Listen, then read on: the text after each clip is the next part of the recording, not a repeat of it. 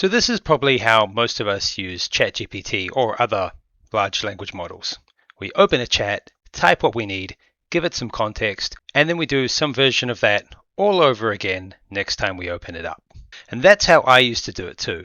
But 3 features have changed how I work in ChatGPT: projects, work, and skills.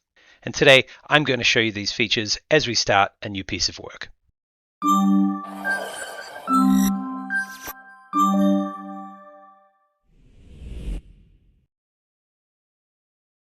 Other AI platforms have similar features. The names might be different, but the ideas I'm showing you apply across all these different tools. So first, projects. A project is basically a workspace for an ongoing piece of work.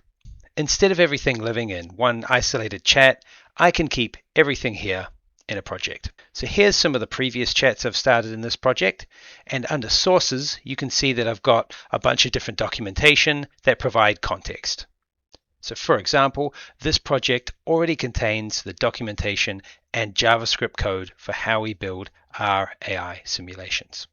So when I start something new, I don't need to explain all of this over again. Projects give ChatGPT the context. Next is work.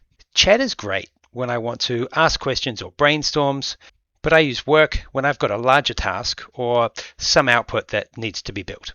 So I'm moving from help me think about this to here's what I need to achieve, help me do the work. So today I'm going to use it to start building our performance feedback simulation. But I also want it to follow a particular process.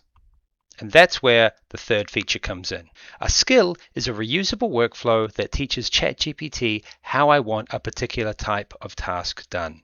Now I could just write a big prompt explaining my process every time I talk to it, but because I build these simulations repeatedly, I've turned that process into a skill. So let's use it. First, I'll type @storyline and then add the skill.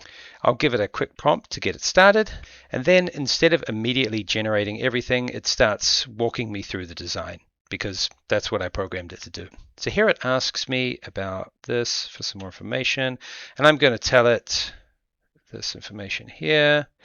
It might also ask about the learner's role or the situation they're dealing with and what we actually want them to achieve, all that useful context. And it just walks me through it. Now, I'm going to stop there rather than make you watch me build the entire simulation, but you get the picture. And if I wanted it to, the skill would just keep guiding me through this process.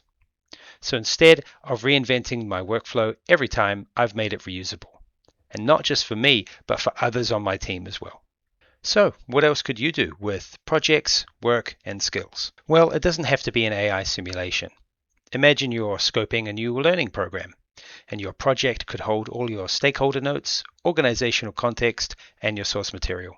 A skill could guide you through your standard scoping questions, whether that's action mapping or some other performance consulting process.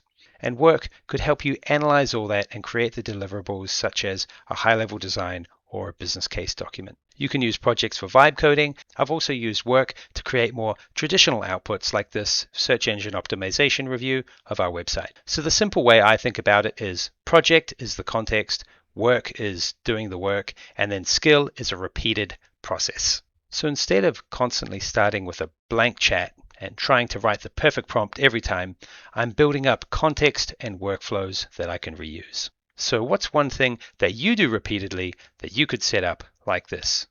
I'm Kane Prentice from Pukeko Learning Solutions. Thanks for watching.